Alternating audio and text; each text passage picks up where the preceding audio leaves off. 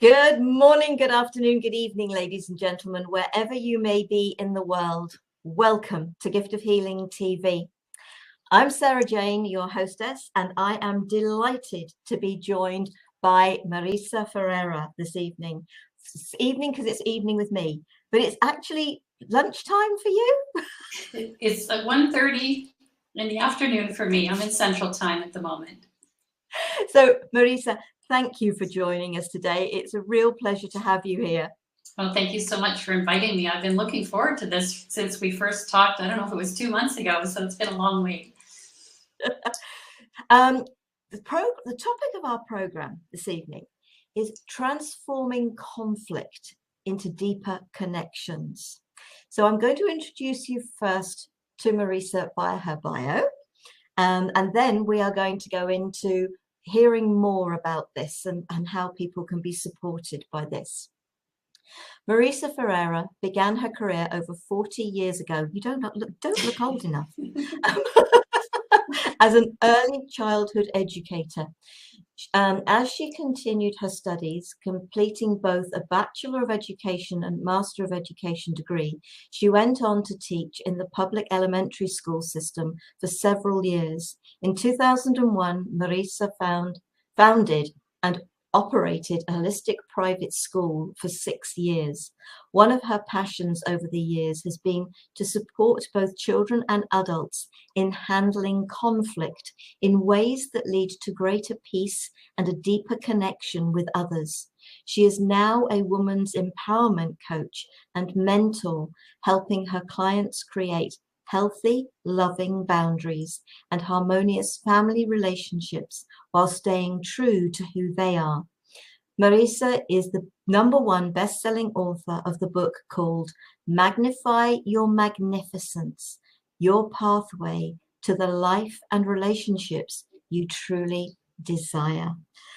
Thank you so much for joining us today. Thanks again for having me. Right. Share a little of your story with us, please, of how you come to do what you do.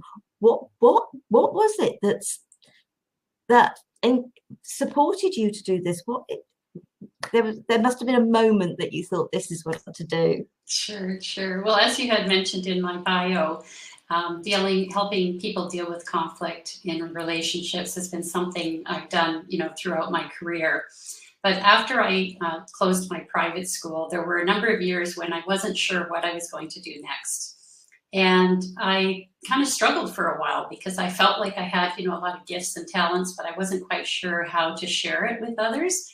And at that time, my husband and I were looking at, moving away from Canada and moving to a warmer country. And so I wanted something that I could do remotely and virtually. And as I reflected and meditated on it, I realized that I realized that because of my past, I grew up like many people in a very dysfunctional family where I experienced a lot of physical and emotional abuse. And I realized that the reason I was so focused on conflict and healthier relationships, even when I was working with children, was because I didn't have that when I was growing up. And so as I was exploring what to do next, I realized that I had come a really long way from my childhood days and my young adult years when I really didn't know how to create healthy relationships. I didn't have any boundaries. I didn't have any voice. I certainly was not empowered. And so I realized that if I shared some of what I learned along my own journey with others, that they could also experience a remarkable transformation within their own families if that was something that they really wanted. And so that was kind of the starting point. And I realized also that over the years I had helped so many friends and family with relationships. And it's something I didn't notice until I took that time to go within, because it was just something that was so natural for me that people would come to me and ask me questions. And especially after creating, an amazing relationship with my current husband, I had a lot of people like wanting to know how I did that because that's what they wanted. And so all the pieces just sort of came together, and I realized that it was in front of me all along. I just didn't see it until I took that time to look within. And so that's what started me on the path to supporting women who also feel like they have no voice, or who are struggling with one or more family relationships that are important to them. They want to have healthier relationships, but they just don't know how. And they don't know how to speak up for themselves and stand in their power in a way that people will receive them, instead of, attacking them, or how to deal with it if they are attacked. So we can talk more about that, but that's kind of in a nutshell how I got to doing what I'm doing now.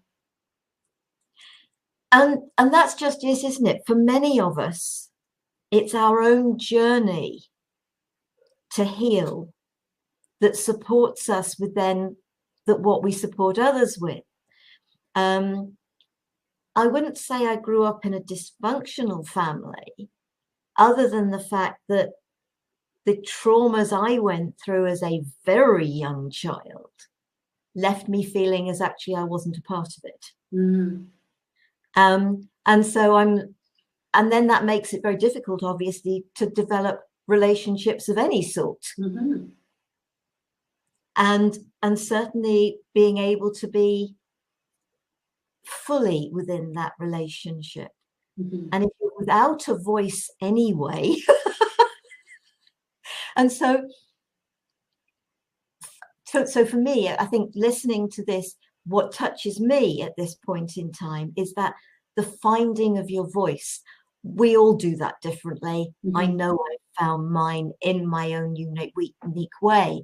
You've obviously found yours in your own unique way. So would you like to share a little bit more about that? Because it is so important that we find our own voice Mm-hmm. in the right way, so that the conflict hopefully doesn't happen. Well, before I even go into that, I do want to address what you just said, because one of the things about conflict, and I will go back and share, how I started to find my voice, but because you mentioned about conflict maybe not happening, that's one thing that I think is important for us to understand, is that conflict really is a part of relationships, because we do have such different perspectives and different backgrounds and all of that. And so the important thing isn't about avoiding conflict or trying not to have conflict, but finding ways to be able to use conflict as opportunities to heal and develop and to become closer with the people we care about. And we can delve into that a little bit more afterwards. But let me go back to your question about how I found my voice. That's a really good question, because I didn't even really know, like as a child, I was very shut down, because it was much safer just not to speak, right? I was just kind of the wallflower, and just observed and was the peacekeeper and all of that. But when I went away to college initially to become an ECE teacher, and I left home, I realized I didn't know what I felt or what I thought about anything. And I didn't even have a sense of my own needs, my own desires, my likes and dislikes, because I was so shut down. That was just not a part of my reality. And I'm thinking about one specific incident that I haven't actually thought about in years. But when I first moved away from home, I was like 18, went to college. I had a roommate that I used to work with. And when we were setting up our apartment, this is how insecure I was. I was filling up the salt and pepper shakers, right? Because we're all setting up the apartment. And I remember after I put salt in the salt shaker, I held it up to my roommate and I said, "Is that enough salt in here?" And she looked at me with this strangest look, like, "What are you talking about?" Like, she thought it was just so strange that I would ask if there was enough salt in that container. But that's just how traumatized I was. Like, I could not do anything without making sure this was okay, because if it wasn't okay, it wasn't safe. And so that was something that I remember when I saw the look on her face. Something hit me, and I thought, wow, that's not normal. Like, the way and so, fast forward, I guess a year later, I did end up going to counseling, because I realized that I didn't want to. I was just a very sad young person, and even going away to college, I thought that was going to change everything, because I left the city I was born in. I was among new people who didn't know me, so I thought it would be really easy to make friends and start a new life. But I realized after my first year of college that I still was alone and lonely and didn't have friends. And So I realized that I had to make some changes, and this was before I did any self-help stuff. It was just something I knew that if I didn't do something different, my life was never going to get any better. And so I did go to some counseling, and I remember the counselor asking me the question, because I was living with a couple other girls. And again, they weren't like, I don't even know how I ended up with roommates, because I sort of had these distant, you could call it a friendship, but there was nothing really close. But I guess, people are needing roommates to help pay rent. So I was available. And I did like these people. It's not like I didn't care about, the other girls I was with. But when the counselor asked me the question, so how do you feel when your roommate comes home, and I was like, just dumbfounded. I had no response. It was like I had no idea, how I felt. And so little by little, as I was working with this counselor, I started to speak up a little bit more and started sharing more about myself and taking more risks in speaking. And that was kind of the beginning of it. And I also read a book that really impacted me back then that was called I Ain't Much Baby, But I'm All I've Got. And it was the first self-help book I ever read, but it really taught me a lot about accepting myself for who I am, loving myself, being okay with myself, and really getting to know myself a little bit more. So that was kind of the beginning stages. And so, throughout the years, I just took more and more risks and stepped out of my comfort zone more and more. And little by little, I was able to build up the confidence that I never had before. And that's just it, isn't it? It really is about how do we build our confidence in ourselves. Mm-hmm, mm-hmm. And I also ended up by going. I actually asked to go and see a psychotherapist. Mm-hmm. But this was after I'd actually broken up my second marriage. Mm-hmm. It was just like, okay, but I'd had my wake up call by that time. Mm-hmm, mm-hmm. And it was just like, why have I been the way I've been, with all the insecurities that I had? Mm-hmm. Why? And I bless them, I shouldn't have married either of my husbands, but I did, because that my insecurity was that nobody would love me. Mm-hmm. And grab the love while you can. Mm-hmm. And I think we all can have these insecurities, and and ending up by marrying, knowing I shouldn't marry them, Mm-hmm. but not having the courage or that ability to be able to say, no, this shouldn't be happening. Mm-hmm. Mm-hmm. And so I did. I wanted to know why. And I only went for 10 months, only because I was actually moving well away. So because it was all over. And she said to me, you've achieved in 10 months what most people can't achieve in 2 years. Wow. But that was the place I was in. I truly wished to understand. Mm-hmm. And I was already coming to an understanding of that. Why am I worrying about what other people think of me when they're not? Mm-hmm. Mm-hmm. And it's those enlightenment moments, those understanding moments, Mm-hmm. Mm-hmm. that could really make a huge difference for us. And I'm sure you must have had some of those as well. Oh, yes, absolutely. And when you mentioned about, what other people think, I mean, most of us grow up with that messaging very strong, like what other people think is really important. And that makes me think of another story about, when I was a young child, and when we would go, I was born of immigrant parents. They were both born in Italy, although I was born in Canada. And when we would go and visit my family's, or my parents' friends or family, and they would, when you go visit people, the hosts will offer you, snacks and different things, right? But we weren't allowed to accept anything. Like, we were, forewarned before we went anywhere, like not to accept anything. And as a kid, if somebody's going to offer you potato chips, it's like, yes, I want some, right? But again, that's not something I could do. And when the host would come around with that, bowl of potato chips and offer stuff, and, I'd look over at my dad and get the evil eye and think, don't even dare touch one, because, when you get home, you're really going to get it, right? And it was like, and you know what the reason was? He didn't want people to think that he wasn't feeding us enough, that we were starving.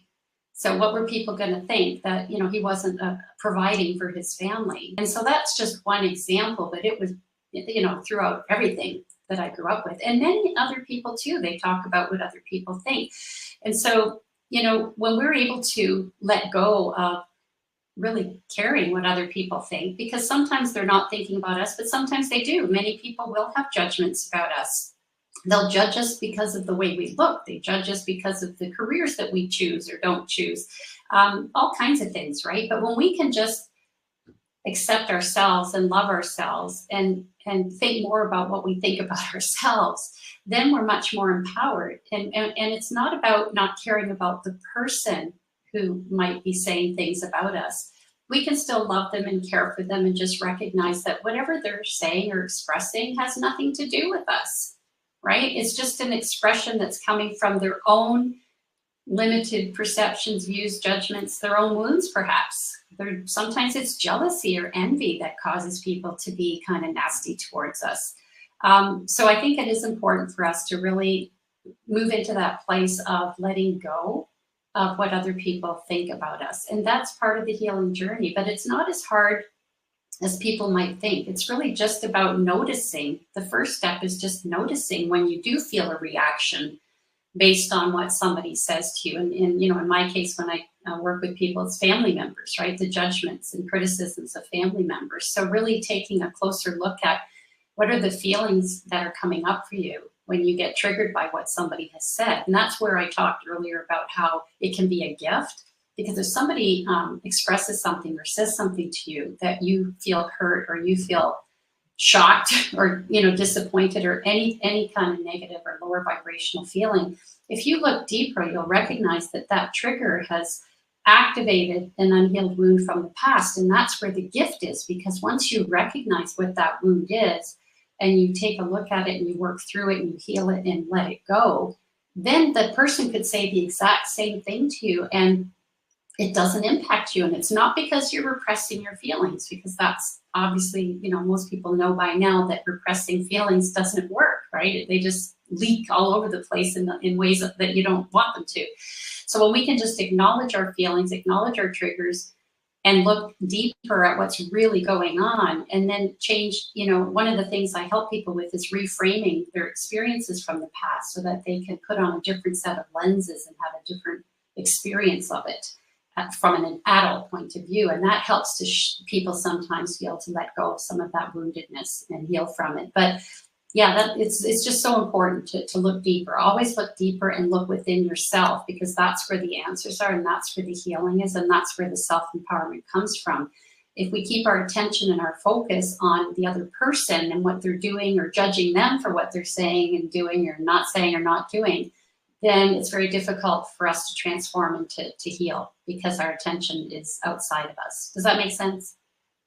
Oh, 100%, you know, sort of, because I can look back at things that have happened in my life, but I didn't really, but I've looked back well after the event, Mm-hmm. and so I thought, oh, that makes so much sense now that I've registered exactly what was going on. But I think with the one thing that occurred with my second marriage, and again, it's something that I've only registered relatively recently. While we weren't married, because we were together 11 years, but only married for 3.5. Interesting. While we weren't married, everything seemed to run relatively smoothly, other than the fact that I shouldn't have been there anyway, but it ran relatively smoothly. But we got married. And so many people, I've heard so many people say, everything was fine. Then we got married, then everything. And it dawned on me, watching his own parents. Now, no disrespect to them, it was their lives. But he witnessed the way his father was with his mother. And no disrespect to her or him, and he's not with us anymore anyway, but he was a salesman who chose to retrain as a teacher. I don't know whether they had all 3 sons at the time, but bless her, she wasn't brilliantly educated. And so to support the family, she went out and she cleaned for other people, did ironing for other people.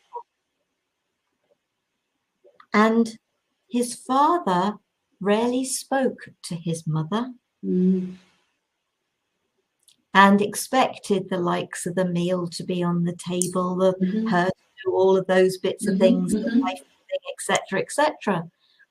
And it was only with hindsight, looking well back, because that's over a long time ago, and thinking, once we got married, that's what he did. He felt he didn't have to talk to me. And that's very common. And you're right. A lot of people say some people were together 20 years and then they get married and all of a sudden a year later they're divorced. And you're absolutely right. What happens is that, again, people put on a different set of lenses when they sign that marriage contract. It's like expectations change based on their perception of what marriage is supposed to be like, as opposed to living together. And it's interesting because it's not communicated. It just happens. Yeah. And so, that's one of the things that I help clients with when it comes to relationships with a significant other. It's critical to sit down and create what I call agreements. Replace the expectations with agreements. Because when you make agreements in terms of, who's responsible for what, like you were talking about your ex's mother having to just have the meal on the table, that was expected. That wasn't probably discussed. It's just, you're the wife, that's your job, right? And many of us grew up that way. But if you sit down and look at all the things that are working or not working in your relationship, and instead of having an expectation of the other to fulfill a need, even talk about it. Talk about what it is that you need and what you want, and see what you can come up with together as an agreement that can serve you both. Because when you have agreements, there's a lot less conflict because the expectations aren't there. It's like, even with my current husband, when we first, we did live together initially as well. But before we did that, we were both single, living on our own, doing everything for ourselves, right? I did all my own cooking, cleaning, grocery shopping, laundry, whatever. And he did the same.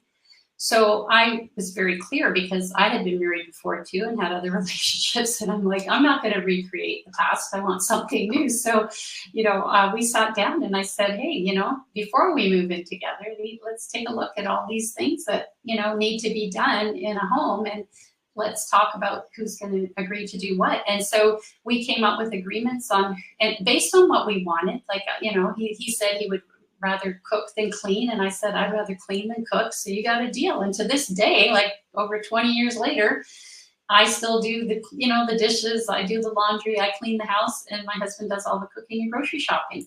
But there's never any resentment about, why am I the one that's always having to do fill in the blank? Like, when is he ever going to pitch in and do whatever? Or he might have the same thoughts. Like, why am I always having to do this or that? None of that is in our space because we talked about it. So communication is critical, and people are afraid of communicating.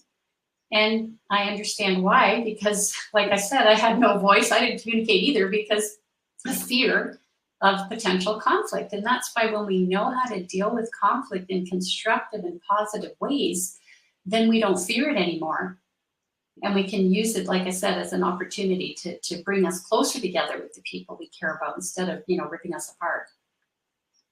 And I think you've also got to realize it's about the different eras, isn't it? Yes, yes. Sort of, he was actually still living at home with his parents. I'd had my own home, literally my own house, sort of, I'd run it. And he would come and stay with me, and he would, when I did the washing up, he'd do the drying up. There was no problems with that. Yes. All the time we were not married. Exactly, because he didn't have that expectation of you, right? You weren't his wife. He couldn't expect you to do that. But now that you're married, absolutely, it's your turn. It's your job. Yeah. But I had my own house, and I was very independent. Yeah, when I was selling the house, the estate agents lost the keys. Oh no! Oh dear. And so I said to them, right, you supply the locks, I'll change them. What do you mean you'll change them? Well, I'll change them. When we moved into the house, I sold that one and we moved into a house together. And it was just like, right, we need to wire up the cooker. Mhm. It was only a temporary. I worked for a lighting company. Yes, I wired up lights all the yes, time, so it yes, was a cooker. yes. So I just wired the cooker up, and Mhm. when the electrician came round, he said to him, "She wired it up." "You're joking." "She wired it up?" Yes, yes. I know, because that's not a woman's job, right? That women don't know how to do that. But I mean, things have changed obviously since those days. But we were kind of in that transition period, right?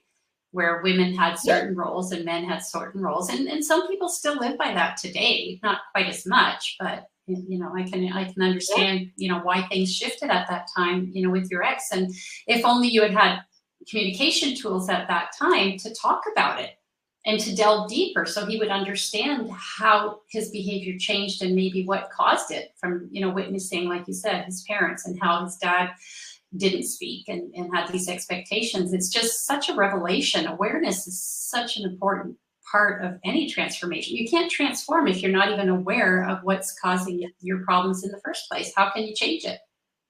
yeah. And as I said, that is an enlightenment that has come to me relatively recently. Hmm. So well, Hmm. well Hmm. past, way too late. But on the other hand, sort of when it did break up, it was just like, I can't do this anymore. I Hmm. just can't do this. I felt like a slave in my Yeah. own home. Yeah. Yeah. Um, and when you're both out working full time, Hmm. and I usually got home after him Hmm. to find him sat in the chair watching soap Yes. operas. Right. Right. It was just like, what? Yes. And Exactly. so it was just one of those things, and I trust the universe. It was Hmm. obviously not meant to last. Hmm. Hmm. And hopefully it helped him, and it supported me, the understandings that have come Hmm. since. But it is many years down the line. Hopefully now, the conversation we're having, what you're sharing, will help people that listen to this to think, okay, can I look at my in-laws, how they live, how they Hmm. treat each other? What will that show me about what there is the potential? And it's husbands and wives should Mhm, do that. mhm, mhm. And look at your own parents as well, because the way we're showing up also is a reflection of our past conditioning, right? So it's about looking at both and not to judge them, like you were saying. I really appreciated how you said, no disrespect to them. But again, it's if we look at what was going on, it helps us to understand what's going on in our own lives and in our own relationships. So it's not to judge or point fingers and blame. Oh, it's his parents' fault or it's my parents' fault. I often say it's important to just let go of the blame game, because as long as we're Yeah, pointing fingers, we're not moving forward. We're staying stuck, right? It doesn't resolve or solve anything when we blame something outside of ourselves. So if we can just, again, take a look at our own situation and communicate, from love, from your heart, and that's difficult to do when you're in a state of resentment, right? When you were talking about coming home later than your husband, and he's watching TV, and now you've got to make dinner. He could have had yeah, it ready for you. So when we don't talk about these things, it creates a lot of resentment, a lot of upset, and it creates what I like to call something in the space, between you and in your case, your ex. And I think it's really important to clean up that space between you and anyone that you're having a challenge with. And if you keep the space clean between you, which means you communicate whenever you feel something off, then your relationship is so much better, right? And that's an agreement that my husband and I have, is that we don't allow anything to build up in our space. If either one of us feels triggered or upset about anything, it could be something that's so small and that other people would say, why would you talk about that? It's so insignificant. But I know that if something's off, even if it's like this tiny, if I don't address it, and it's not about addressing it from an angry place, it's just acknowledging that it's there and talking through it and moving through it, letting it go, then it's not there anymore. And we can have that closeness, that connection. But if I choose to, it's not worth spending 10 minutes talking about this, it's so insignificant, and I just kind of hide it, then the next time a similar incident occurs, it just gets added to it and added to it and added to it. And that's why people say, you know, sometimes you're making a mountain out of a molehill. And it's like, no, there's a mountain there. There's been many, many little molehills over the days or weeks or years. And now there's this huge mountain and people start to explode. So if you can address things as you're moving through them and move through them, don't hold on to them, then your relationships are so much more peaceful and so much more harmonious, so much more loving. And you can start wherever you are, because there are people that I'm sure that are, I don't know if we have anybody live, but if not, people watching the replay, you might be thinking, well, I have this sister and it's like ever since I was 12 years old, it's been like 20 years, 30 years, 40, whatever. It doesn't matter how long it's been. You can start where you are and just be patient with the process, because you're not going to clean up stuff in your space with somebody overnight if it's been accumulating for years. But you can clean it up. It is definitely possible if you're willing to take the responsibility to not blame, but look at how you're showing up and how can you show up differently and communicate more in a way that's more empathic, more compassionate towards self and others, that can open up a safe space for dialogue. And then just bit by bit. And that's, you know, it's a process, but it can be done. It really can. And it's for anybody who really wants it, it can happen. I know from my own experience. Like I said, I never thought my relationship with my father would ever change, because I was terrified of him growing up, like terrified for my life, right? And I avoided him at all costs. And even as an adult, when I moved away from home, I rarely went home, you know, only for special occasions, because it was, you know, an obligation, feeling of obligation. But I ended up doing my own work, not expecting him to change necessarily. But as I changed myself and my perceptions around the past and understood more about what was really going on when I was a kid, and I was able to move into forgiveness, which we haven't talked about. That's another huge topic. And reframe my past experiences. I was able to connect with a love for my father that I never had. And it was genuine. It wasn't fake. It wasn't like I'll pretend, because, you know, that's what a good Italian daughter does. It was something very real. And because of that deeper love that I had for him, I was able to be one of his primary caregivers for the last 2 months of his life. And that was such a special gift, that I was there for him and for me, but not out of obligation, out of pure love. And like I said, if somebody would have told me, you know, as a young adult, that that's the relationship I would have, I would have never believed it. I would have thought it was impossible. But nothing's impossible if you're really willing to come from love. And it very much is a matter about that willing to come from love. Mm-hmm. Yeah, it's something that I've been sort of saying for years, is if somebody says something and you're thinking, ouch, mm-hmm. Mm-hmm. yeah, oh, not sure I like that. Mm-hmm. Don't ask them, did you mean what you said? Ask them, did you mean what I heard? Mm. And rephrase it. Yes. Because if you're repeating the same words, exactly the same words, they're going to say yes. Yes. If they say no, there's been a misunderstanding, because we all think about words differently. We all have slightly different meanings to words, a different understanding. My youngest sister and myself, she loves using the word service. I hate the word. Okay. but that's her understanding of it, and it's my understanding of it. I know what she knows what I mean, but we're still poles apart.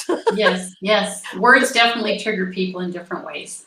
Oh, sure. Absolutely. Yeah. So it's rephrasing it, it's reframing it, and it's with love, having that, asking the question. Now, if they turn around and say, absolutely, they meant what you heard, then at least you know what you're dealing with. If they didn't mean what you heard, you can get a better sense of that, and it can probably prevent arguments. Yes. And you brought up a really good point, the importance of asking questions and not making assumptions on what you're hearing, right? And asking permission even to reflect back. Do you mind if I share with you what I'm sensing right now, right? If you ask permission, people will generally say yes, but sometimes when you just start talking and saying things, they get their back up, and it's like, you know, who do you think you are saying this to me or whatever?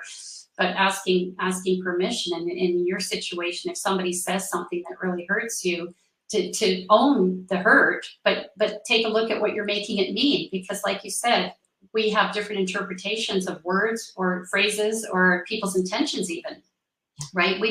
Somebody's intention might be to help you, and you make it mean they think you're not capable, and you feel, put off by it. It's like, why, you think I can't do this myself? And their whole intent was just to help, right? It was an expression of their love, and you receive it like a judgment if they don't think you're capable. So asking questions and getting clarification on what people are expressing is really, really important to be able to understand one another better, for sure.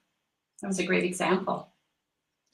And you touched on the word forgiveness. Mm-hmm. Oh, which it's a dicey topic, isn't it? Oh, it's a massive topic, and we haven't actually got much time left. But of course, you touched on forgiveness. We'll touch on it a bit further.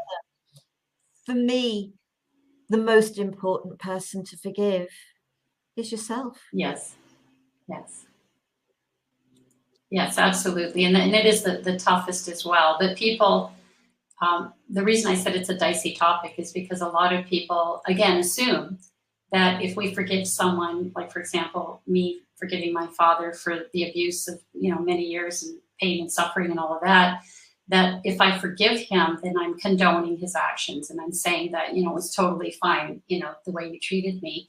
But forgiveness doesn't mean we condone somebody's actions. It means we're able to look beneath and to a deeper layer and have empathy and compassion. And in my father's case, for example, he was in his young 20s, he had 3 little girls under the age of 5. My mom was a stay-at-home mom. He was a construction worker. English was his second language. He had a really tough life and didn't have a full secure job. So he had a lot of anxiety and fear around being able to provide for us. And that's not to excuse his behavior. There's a big difference between excusing someone's behavior and understanding it. Yeah. Right? And so I could understand, because even as a kid, like, I knew in my heart that he loved me, but there was that confusion, right, around, if he really loves me, how can he be so mean? Like, I thought he was just this big bully, and I was so scared. But it made, like you said, years later, of course, and after all the work I did, I could understand it from a different perspective, from an adult perspective. And so once I was able to move into that place of empathy and compassion, I could forgive him and forgive myself even for, the thoughts I had about him. Right? Like, when I was a child, I was so afraid. I would actually pray that he would die so we would be safe. And I felt a lot of guilt around that later on. I thought, oh my God, how could you pray for such a horrid thing? But I had to forgive myself and my little girl that was just so scared. She just wanted to feel safe. Right? So again, I had to give myself empathy and compassion and forgiveness. And that just opens the door to more love and deeper connections, right? Oh, absolutely. It's the finding the love for yourself, knowing that you should be the love of your own life. Yes. Which I know some people find really difficult to hear. But when we truly love ourselves, we can bring so much more love, and that can be the tough love. It's not about the always forgiving, sort of letting people walk all over you. No. Love is strong, and love is soft. Love is kind, and love is compassionate. But love will also be tough at times. And you have to be strong. Yes.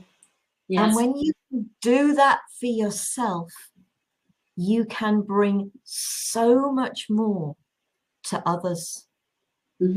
And you touched on an important part there in terms of not just letting people walk all over you. And that's another big part of what I help women with, is creating healthy boundaries. Because just because we love and forgive people, if you have people in your life right now that are treating you in, ways that are traumatizing you, ways that are disturbing you, unloving ways, then again, it's about having conversations with this person, giving them the opportunity to shift how they're being with you, but also communicating very clearly that if they choose to continue to treat you in these unloving ways, then you will choose not to be in communication with them. And so sometimes it's important for us to separate even from family members, either for like a short period of time, or sometimes it could be longer. It could be until that person is ready to treat you in the way that you deserve and respect. But you can still love them, even if you're not in communication or in a relationship with them, recognizing that if they're not able to treat you with love and kindness, it's because they have got a lot of unhealed wounds and they don't love themselves either. Like you were saying, they're not capable of giving that to you. So it's not about judging them as mean or horrible people, but it's about letting them know that you love them, you care about them, but it's not okay for them to treat you the way they're treating you, and that, you know, you're not going to allow it anymore, because we really do teach people how to treat us. Nobody can abuse us as an adult without our permission. You know, children's a different story. Where was I going to go, right? Leave the house at 5 years old? Not likely. But, you know, as an adult, we have a lot more choices. And so, and I'm not saying they're easy choices either, but, you know, I hear people sometimes that say, oh yeah, I've got healthy boundaries. You know, I haven't talked to my sister for 20 years. I want nothing to do with her. But when they talk about this sister, I can feel their anger, their resentment. And I'm thinking, you know, you haven't healed that. You may think that you have a boundary, but that's not a healthy boundary, because you're still carrying all that negative energy in your body, in your emotional field, every moment of every day. And it's going to leak out all over the place into your other relationships. When you're able to let go of and say, I'm not going to, you know, see my sister anymore, or my mother, or whoever it is, and let them know with love, you know, until you are ready to treat me with the love and respect that I deserve and that I'm giving you, then I will not be in, you know, in communication with you. But my door is always open, and I look forward to the day that you call, or the day that you step forward and say you're ready.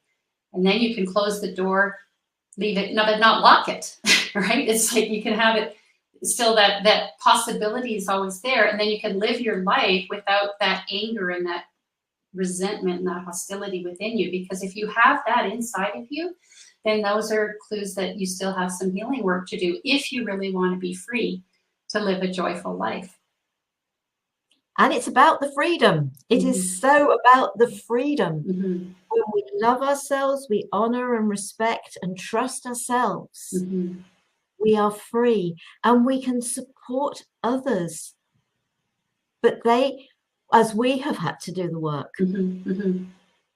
And I suppose that word work makes it sound difficult.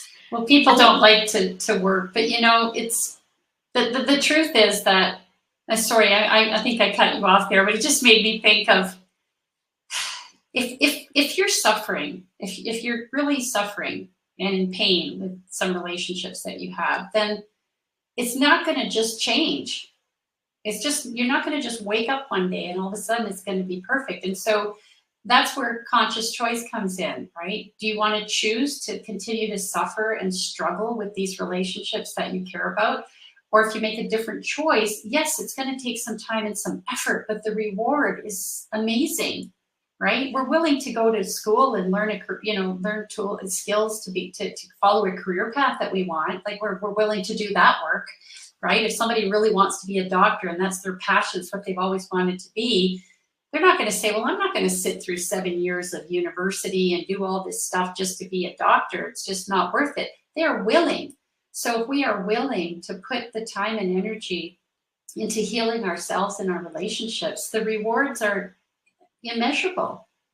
I mean, your life will totally change. It's just, I don't even have words for it. Like, I just feel so grateful for the fact that I did make those choices starting in my early 20s. Like I said, over 40 years, you know, I've been at this, and it's not like I'm totally healed and, you know, I never get triggered anymore. And no, it's not that. But when I do, it's so much easier for me to take responsibility and move through any conflict or challenge. And so most of the time, my life is just very peaceful, very happy, very joyful, and just very fulfilling. And that's possible for everybody. But the will has to be there. Oh, absolutely. It really does. We're literally running out of time.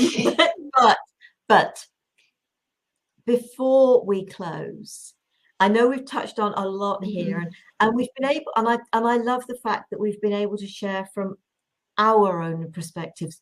We've been through it, folks. We do know. We've done it in our own unique ways. But is there anything that we haven't touched on that you can think of that you would like to share? Sure. I may have touched on it, but just to kind of wrap it up, what I'd like to leave everybody with is if we can really accept that everyone, including ourselves, is always doing the best that they can in every moment with their level of awareness, the tools they have, the skills, all of that, right, with their history. We're all doing the best that we can. If we can remember that, it's just a lot easier to move into that place of love and forgiveness and empathy and compassion. It just makes it that much easier. So anytime you start catching yourself, judging yourself or someone else, as soon as you notice it, just remind yourself, okay, I'm doing the best I can. What can I choose now to do differently? Or they're doing the best they can. How can I show up differently with more empathy and compassion? That's going to lead you in a very different direction, a much more positive direction towards what you really want to create for yourself. Thank you so very much. And your website is Magnify Your Magnificence, yes? .com, yes. .com. And I have just put that up into the chat. Perfect. And I will make sure that is under the YouTube video as well, so that folks can connect with you. We don't go into sales pitches, folks. No. If you would really like to connect with Marisa, please do. We share this information to support you. If you feel you would like to go deeper, then feel free to connect with her. Marisa, thank you so much for joining us today and sharing with us. It's been a real pleasure. Oh, thank you so much. I really enjoyed our conversation, and I do hope that whoever listens walks away with some nuggets that can really support them in healing themselves and their relationships. Thank you. Thank you. Next week, it's Healing Shame, Silence and Invisibility with Gail Nowak. I hope you will join us for that. In the meantime, we're going to say cheerio. Thank you very much for joining us. Join us again. Take care. Be safe. Stay well. Namaste.